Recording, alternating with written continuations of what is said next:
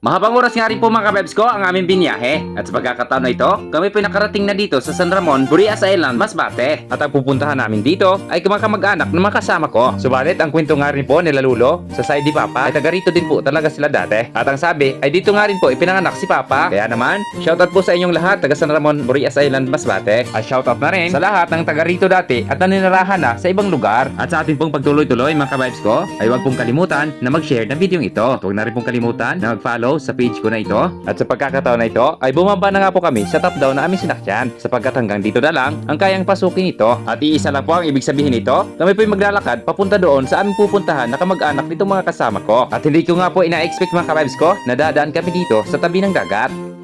So, ayun na po. Ating mga kasama, iniwan na ako. Hindi man lang sila nagpakalingon-lingon. So yan po nakarating na po kami dito sa San Ramon. Yan, Burias, Masbate. Ang Claveria, Masbate na. So yan po, nakikita po natin yung kanilang baybayin din. Sobrang napakalawak ng hibasanan. Yan. Tapos, ito na. First time ko rin pong makaabot dito. Ano po? Yan, liliko din eh.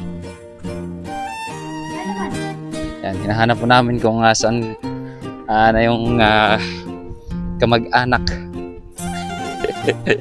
ng aming kasama. Tatawid pa pala kami ng tulay. Yan, tulay. Dito sa San Ramon.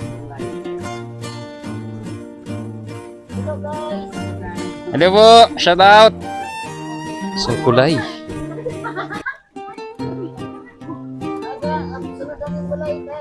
Ano po? Hello guys!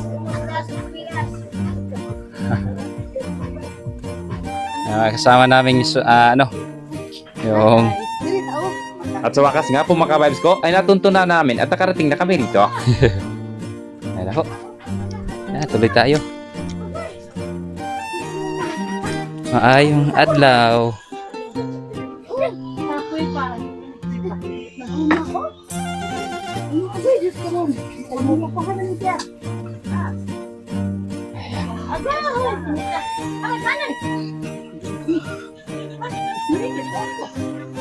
At habang nga pong inaabot ng sumpong itong aming isang kasama, ay magpapaalam na po muna ako pansamantala mga kabibs ko. At pakiabangan na lang po ang mga susunod kong mga video. Maraming salamat!